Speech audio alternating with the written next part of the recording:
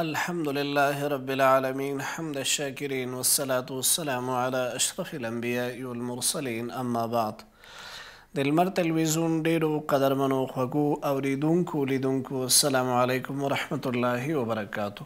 د شریعت احکام خبرونه ګورئ. دغه خبرونه د دینی پوښتنو او ځوابونو خبرونه ده. کولی شئ له موږ سره په دې خبرونه کې تاسو هم شامل سئ، خپلې دیني پوښتنې له موږ سره شریکې کړئ. زموږ د اړیکې شمیره تاسو ته په سکرین باندې ښکاري. په پیل کې بیا هم مننه کوو له افغان ټیلیکام څخه چې زموږ خپرونه یې تمویل کړې ده. دوستانو له موږ سره هغه پوښتنې چې زموږ دوستانو شریکې کړي دي. لومړی پوښتنه یو اړیکه لرو، اول اړیکه راخلو بیا راځو نورو پوښتنو ته. السلام علیکم ورحمت الله. بله سلام علیکم مولوی صاحب، خوب هستین؟ از شما خوب؟ الحمدلله زنده باشین. خواهر بفرمایین. مولوی صاحب من یک مشکل داشتم، میخواستم از شما سوال کنم. یکی از دخترای کاکای ما هست، اونا 2 سال 3 سال پیش نامزاد شده بودن. بعد از اینکه اینا نامزاد شدن 3 سال از شیرینیخوری از اینا تیر میشده، بچه در لندن بوده. بعد از این بچه 1 سال امروی به دختر خوب صحیح گپ میزد، سخن میزد. بعد از 1 سال امی پدر مادرش نفهم چی شیطانی و چی کرد، قومی ها از خودگیا بودن. بعد از اون امی بچه به دختر گفت که برو دیگه جایشی که من قبولت ندارم، طلاق هستی، از طرف من طلاق هستی، قبولت ندارم دیگه. بعد از اون دختر تا 2 سال دیگه به نامش نیشتک، یعنی شاید گفته که در قار و غضب چیزا گفته باشه، در حالی که طلاق وقتی که واقع شد دیگه قار و غضب نداره. نه مولوی صاحب؟ بله درست. بعد از او امسال بچه آمد از لندن، برای خود گزم گرفت بدون اجازه فامیل ما. 1 باری در خانه می کاکایمشان داخل نشد. بعد از او رفت برای خود دیگه جای زن گرفت، عروسی کرد. باز خواهرمشان در محکمه رفت. اینان در محکمه وقتی که رفتن 8 ماه 9 ماه میشه که رفتن، اما هیچ گپشان معلوم نمیکنه محکمه.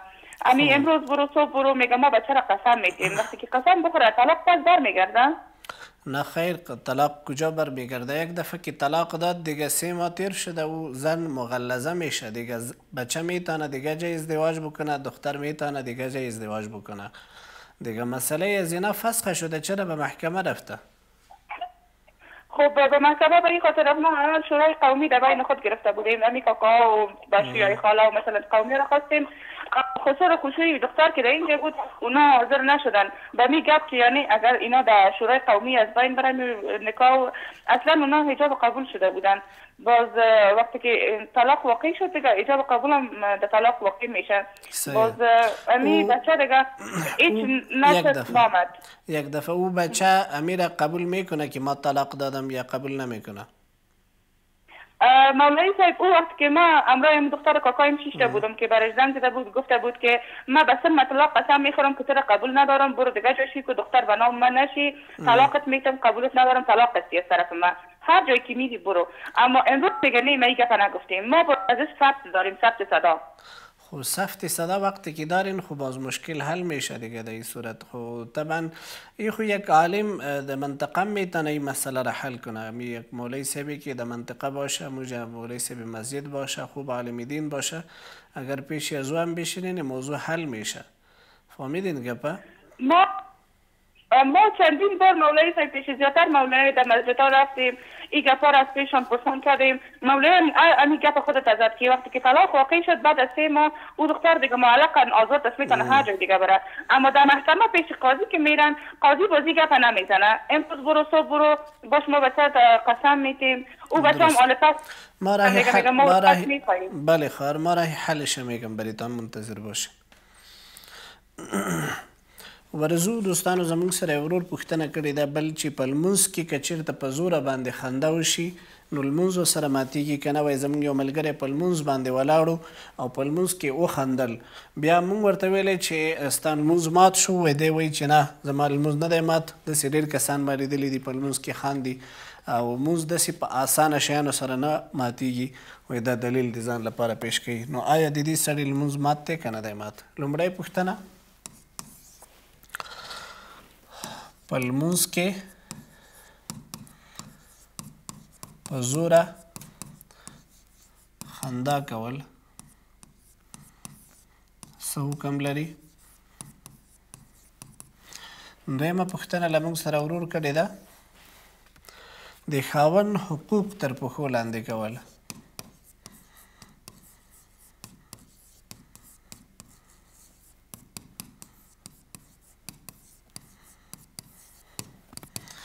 او درېیمه پوښتنه له موږ نه خور وکړله چې هغې پوښتنې ته هم راځو. لومړی د دې پوښتنه ورکوو.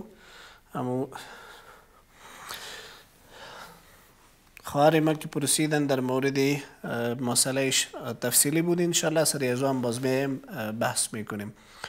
لومړی پوښتنه د موږ ورور کړې ده، هغه وایي چې په لمونځ کې په زوره خندا کول دا لمونځ ماتوي که نه. وایي زموږ ملګری چې دی هغه په لمونځ ولاړ و ویې خندل، موږ یې خندا ټوله واورېدله په اطاق کې. بیا موږ ورته چې لمونځ دې شوی نه دی، دی وایي چې لمونځ په دومره اسانه شیانو سره نه ماتېږي. ګورئ وروره، کله چې یو سړی په لمونځ کې خندی قهقهه وکړي، په زوره وخاندي، د دې سړي لمونځ کاملا مات دی، دی به اودس هم له سره کوي. ورځو یو اړیکې ته، بیا راځو دې پوښتنې ته. السلام علیکم ورحمت الله. السلام علیکم ماما. وعلیکم السلام. الحمدلله، خوشحاله اوسئ. مهرباني وکړئ خور. وبخښئ مولوي صاحب، ما یو خوب لیدلی ده. وایي خپل خوب هم. ما کعبه شریفه په خوب لیدلی او مدینه منوره مې په خوب لیدلی ده مولوي صاحب. سمه ده، انشاءالله درته وایم. سمه ده انشاءالله. نو په لمونځ کې که چېرته یو سړي وخندل، نو د دې سړي لمونځ کاملا مات شو او د غږ یې واورېدلی شو. یو خو دا ده چې تنها مسکا وکړي. که یو سړي خوله پیښه سوله او خوله یې چې دی لږ غوندې داسې خندا وارېستوله، خو لیکن آواز او صوت یې چا نه واورېدلی، نو په داسې صورت کې لمونځ نه دی مات، خو لمونځ یې مکروه دی. دې ته هم پام اوسېږي، لمونځ یې مکروه کېږي دې سره. لیکن که چېرته غږ د خندا واورېدلی شو او ټولو اطاق کې خلک چې څومره ولاړو هغوی د دې غږ واورېده، نو په دې سره لمونځ د ده مات دی او د دې سره اودس په هم دی له سره راګرځوي. یعنې دا زجرن په ده باندې توبیخن په ده باندې اودس هم له سره راګرځول دي، ځکه دا لمونځ ته سپک نه دی پکار او لمونځ ته توهین نه دی کول پکار. دا بعضې هلکان دي که نه، دوی بیخي رشخند جوړ کړی له هر شي نه. د الله عبادت فرض مونځ الله ته حضور ته ولاړې، ته څنګه کولی شي په داسې حالات کې داسې کار وکړي چې هغه ته خندی قهقهت ته تا ورسوي؟ او هغه څوک چې تا په خندا راولي هغوی هم ډېر په لویه ګناه کې مبتلا دي. نو د لمونځ احترام کول پکار دی. لمونځ کې داسې عمل مه کوئ چې هغې سره سبا ته د الله په حضور کې بیا چې دی مختورې ولاړ یاستئ. دوستانو زو لنډې دمه اخلو، دمې نه بیرته راګرځو، پاتې پوښتنې در سره شریکوو.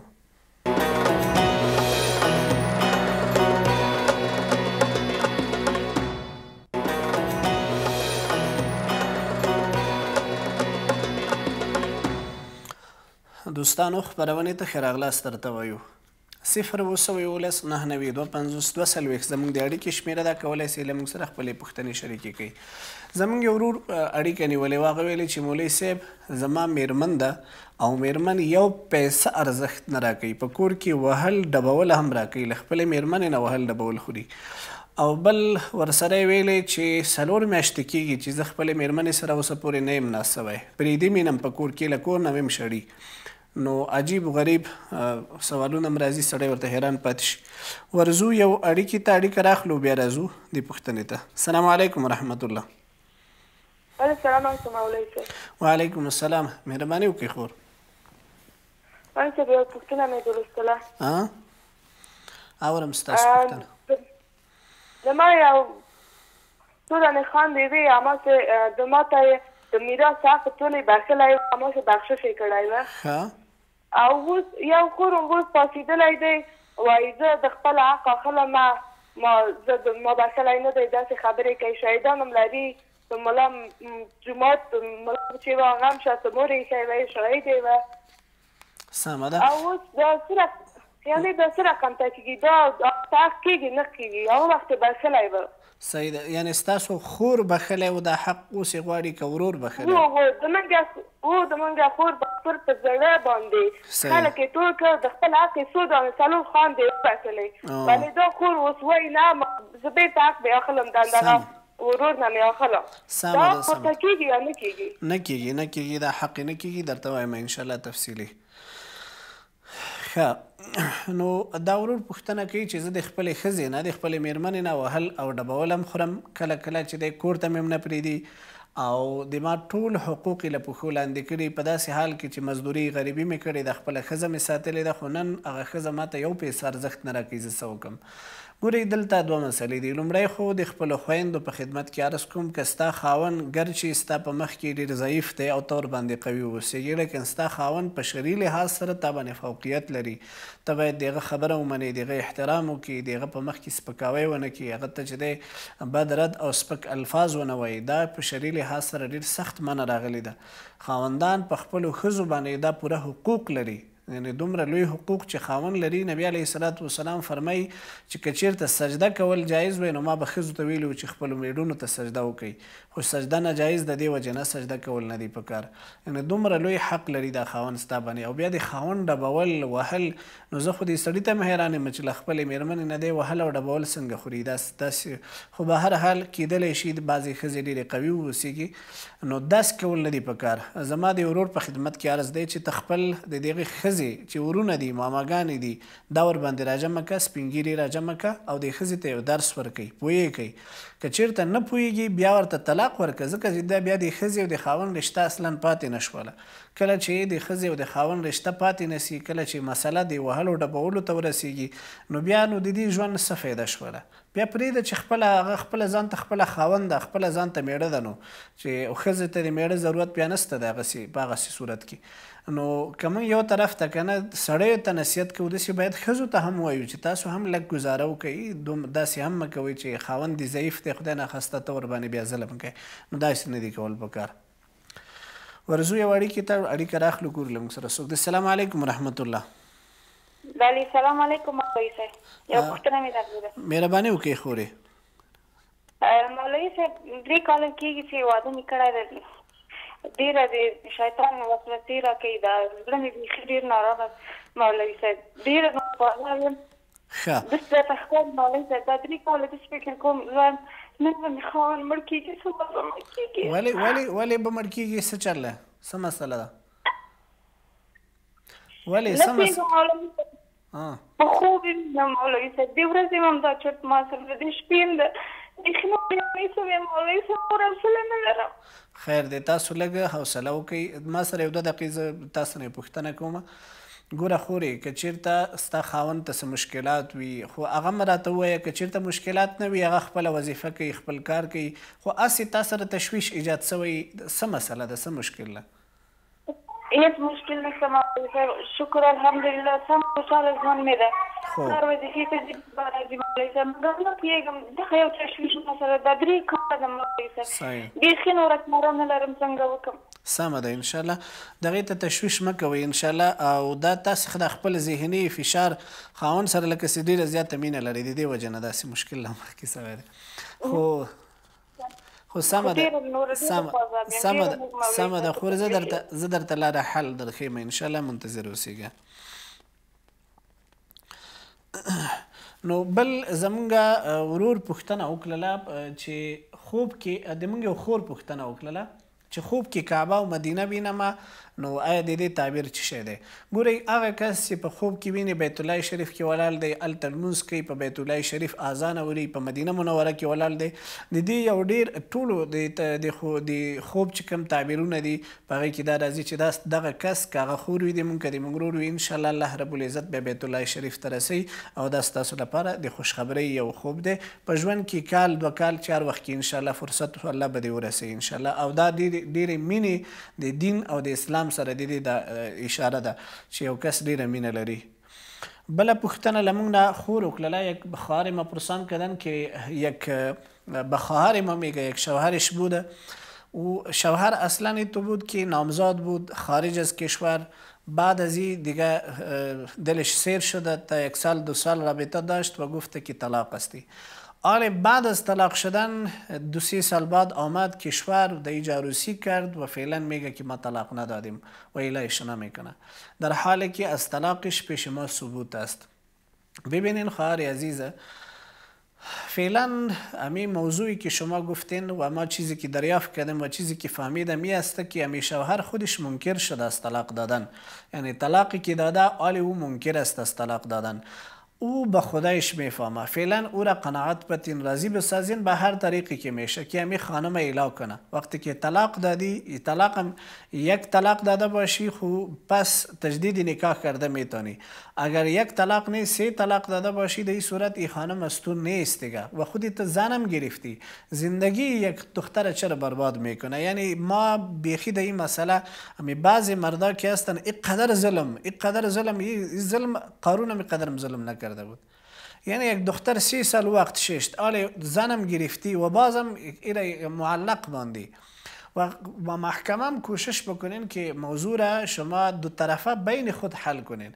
محکمه در اینجا برایشان مشکل میشه به خاطر از اینکه او منکر است طلاق است و شما میگین که پیش ما ثبوت است.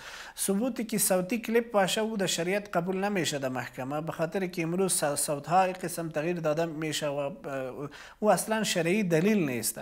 از او خاطر مشکل پیش آمده. شما اگر کوشش بکنین که از طریق موی سفیده این موضوع را حل بکنین بهتر میشه برایتان. ورزو لاندې دمې ته دم اخلو بیرته راګرځو له موږ سره اوسېږئ پاتې پوښتنې هم درته ځوابوو انشاءالله.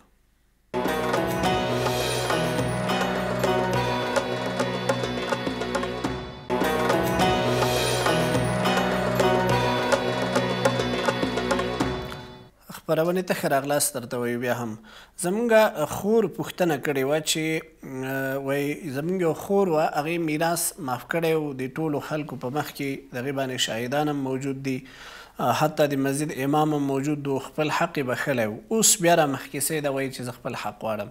ګورئ کله هم چې یو انسان یو شی عفوه کړي او خپل حق وبخي هغه دوباره بیا غوښتلی نه شي. په دې مسله باندې ځان پوه کوي. په ما باندې د ما د یو ورور قرض دی. اوس هغه قرض هغه ما ته راوبخه. اوس چې کله یو ځل راوبخه بله ورځ بیا راغی چې نه قرض راکړه. اوس دا بخل په څه معنی؟ یعنی دا بیا د دې حق غوښتنه نشي کولی.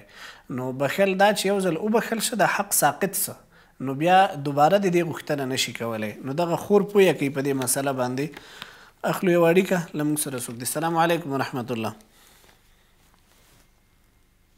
السلام علیکم ورحمت الله. ستاسو غږ نه راځي ماته. فکر کوم اړیکه وصل نه ده له موږ سره قطع شوې ده. نو یو ځل چې د خور خپل حق عفو که ویلې چې زه میراث نه اخللم او د ټولو په حضور کې ویلې شاهدان هم پشتون لري نو بیا په داسې صورت کې اوس دوباره راتګ او دوباره حق غوښتل دا د هغې لپاره جایز نه ده. ځکه عفو په دې معنی چې د خپل حق ساقط که بې ویې بخه یو بل چاته ورکړلی سوی شی بیرته غوښتلی نه سي له یو سړي نه. که هغه بیا د هغه خوښه ده درکوي درته سمه ده که نه درکوي درته وایي وروره تا اوس بخلی دی دا دې شی د ما څه د ما ملکیت کې راغلی. دغه خپل حق چې د خور وبخه دا د نورو خویندو د نورو ورونو په ملک کې ورغی او اوس دوباره د دې غوښتنه بیا نسي کولی چې ولا هغې وخت کې خو دا مسله وه ما ځکه بخلی اوس دا مسله شوله. ها که شرط یې ایښی وي چې دا حق بخم خو په دې شرط باندې نو اوس که هغه شرط د دې پوره سوی نه وي نو بیا هغه جدا خبره ده. او که شرط یې نه ایښی بدون د کوم شرط نه هغې د خپل حق عفوه کړی وي نو په داسې صورت کې بیا دوباره غوښتل دا نشي کولی. دا داسې ده لکه یو سړی چې خوړلی شی چې دی بیرته استفراق کوي نو دا بیا ښه نه دی دا ګناه لري. ښه بله پوښتنه له موږ نه خور وکړله. هغې ویلې چې شیطان وسوسې رااچوي او راته وایي چې خاوند به دې مړ سي او دې وسوسو چې دی د ما مازغه را خراب کړي اعصاب مې را خراب کړي دي. بیچاره هغه واقعا په تکلیف کې وه ځکه چې تاسو ولیدل چې هغه په ژړا هم سوله. ورځو یو اړیکې ته اړیکه راخلو بیا راځو د خور پوښتنې ته. السلام علیکم ورحمت الله. علیکم سلام. مهرباني وکړئ خور ستاسو پوښتنه ورو. پوښتنه مې دا وروره ما مور چې د 2 نیم کاله وفات شوې ده همیشه چې موږ خوب کې موږ ته راځي موږ یې په ژوندي نو خپل کور کې راځي خوب کې. ښه په کوم حالت کې وینئ تاسو؟ په ژوندي حالت کې یعنې خوشحاله وي خفه وي؟ نه هر وخت چې راځي په خوشحاله خوله راځي. ښه سمه ده بالکل صحیح ده ښه خوب دی او دې نه معلومات کېږي چې انشاءالله مور مو په ښه حالت کې ده او په ښه وضعیت کې ده او بل انشاءالله درته وایم منتظر اوسېږئ. نو د خور چې ویلې چې وسوسې راچوي شیطان چې خاوند مړ کېږي. ګوره خورجانې د خپل خاوند په باره کې دومره هم فکرمنده مه اوسېږه چې هغه په د خپلو اعصابو باندې داسې راولي چې حتی خوبونو کې بیا همغه ویني. خاوند دی روغ دی جوړ دی سلامت دی بس په همدې باندې دا د مرګ ژوند دا د الله په لاس کې دی هېڅوک د چا ژوند نسي اخیستلی چې دا ټوله دنیا راجمع سي چې د ما الله رب العزت کوم وخت تعین کړی دی که نه د چا پلار ما ته دومره ستنې برابر تکلیف نشي رسولی او که چېرته الله پاک د ما د ژوند فیصله دا اوس کړې وي چې دی به مړ کېږي دا ټوله دنیا د راجمع سي ما نشي بچ کولی اذا جاء اجلهم لا يستأخرون ساعة ولا يستقدمون کله چې نیټه پوره سوله بیا نه هغه مخکې کېږي نه وروستو کېږي د چا پلار یم چې دی مخکې وروستو نشي کولی دا ده چې د خپل خاوند د ژوند دعا غوښتل الله نه دا د مېرمنې لپاره پکار ده ګورئ په یاد ولرئ هر هغه مېرمن هر هغه ښځه چې د خپل خاوند د ژوند لپاره دعا کوي دا دعا خامخا قبلیږي په یاد ولرئ که غواړئ چې په کور کې رزق برکت پیدا شي د خپل خاوند د کاروبار لپاره دعاګانې کوئ خپل خاوند لپاره ښې ښې دعاګانې کوئ د ښځې دعا د خاوند په حق کې ډېره زر قبلیږي دا تجربونه ثابته ده نو د خپل خاوند د ژوند لپاره دعاګانې غواړه الله نه او دغسې خوبونه که دغه وسوسې درته راځي دعا درته زه وایم دا دعا ځان سره ثبت که اللهم إني أعوذ بك من همزات الشياطين وأعوذ بك رب أن يحضرون اللهم إني أعوذ بك من همزات الشياطين وأعوذ بك رب أن يحضرون دغه دعا هر فرض مونږ نه وروستو 11 کرته وایه او دم کوئ په خپل ځان باندې ماستن ویده کېږي قل اعوذ برب الفلق قل اعوذ برب الناس او آیة الکرسي دا وایه او بیا ویده کېږه انشاءالله دغه وسوسې به دې ختمې شي او هېڅ مشکل به نه پېښېږي ورځو یو اړیکې ته ګورو چې له موږ سره څوک دی السلام علیکم ورحمت الله السلام علیکم جناب محترم مولوي صاحب څه جوړې ژوندی اوسې ورور مهرباني وکړئ ستاسو پوښتنه اورو مولوي زه دغه خلکو نه ډېر په ازاد یم دا کوډې چې کوي تعویضونه چې کوي چې هر څه باس ما بیا بډ کوي پروردګار دې تباه او برباد کړي دا خلک د دې نه ټوله دنیا په عذاب ده دغه خلک چې دا کوډې کوي دا سحر کوي جادو کوي دا ټوله دنیا ترې نه په عذاب ده ښه وایه دغه یا وظیفه یا لارې راوښیې مولوي صاحب چې ډېر ترې نه په عذاب یم سمه ده انشاءالله دغه درته لاره یې ښیم انشاءالله ښه بله پوښتنه زمونږ خور وکړله چې مور مې په خوب کې وینم چې وفات سوې مور مې ده په کور کې وي خوشحاله وي نو دا ښه خوب دی خورجانې د دې خوب چې دی تعبیر همدا دی چې مور دې په ښه حالت کې ده په ښه وضعیت کې ده او د هغې په باره کې ډېر انشاءالله تشویش مه کوئ دعا ورته کوئ چې الله پاک یې نورې هم په خوشحالۍ کې وساتي الله رب العزت دې ورته جنتونه نصیب کړي دا ښه خوب دی ښه تعبیر لري ورور پوښتنه وکړله چې کوډګرو ساحرانو جادوګرو نه په عذاب یاستو ټوله دنیا ترې نه په عذاب ده الله دې موږ او تاسو وساتي اوس خو تر ډېره حده پورې لمن ور جمع کړې ده انشاءالله امر بالمعروف والا خپل په دې کې ښه پوره زحمت باسي نو خو بیا نور دې خدای توفیق ورکړي چې دا کوډګر له دې وطنه ورک سي بیا هم ته کوشش وکړه ورورجانه چې د سحر او د جادو د حفاظت لپاره علماو د احادیثو په روښنایي کې چې کوم آیتونه ښودلي خصوصا قل اعوذ برب الفلق قل اعوذ برب الناس دا ټولو مفسرین محدثین دا وایي چې که چېرته یو سړی دا په متواتر په خپل ځان باندې وایي دمکۍ دا سړی به انشاءالله الله له سحر او له جادو نه ساتي همدارنګې د دې تر څنګ سوره بقره هم د سحر او د جادو د دفع لپاره په خپل کور کې د تلاوت کوي کله کله خپل زوی ته خپل لور ته وایه ورته دا نن ورځ تلاوت کړه دا سوره بقره ووایه نو د دې تلاوت کوي او دم کوي په خپل کور کې هم شکوي په ټولو باندې دغه اوبه شکوي انشاءالله بیا به سحر او جادو در باندې کار نه کوي دارنګې د آیة الکرسي د دې چې دی په خپل ځان باندې وایي بسم الله الذي لا يضر مع اسمه شيء في الارض ولا في السماء وهو السميع العليم که چېرته دغه یادولی شي یا په کور کې چاته یاد وي دغه هم وایي دا هم د سحر او د جادو د حفاظت لپاره ده اعوذ بکلمات الله التامات من كل شیطان وهامه ومن كل عین لامه دا بهترین دعا ده چې په حدیث کې راغلی ده دغه هم تاسو زده کوئ او دا هم وایي په کور کې انشاءالله سحر او جادو نه به الله وساتي د خپرونې وخت اختتام ته رسېږي دوستانو فی الحال لپاره هم په الله سپارو تر بلې خپرونې پورې الله مل شه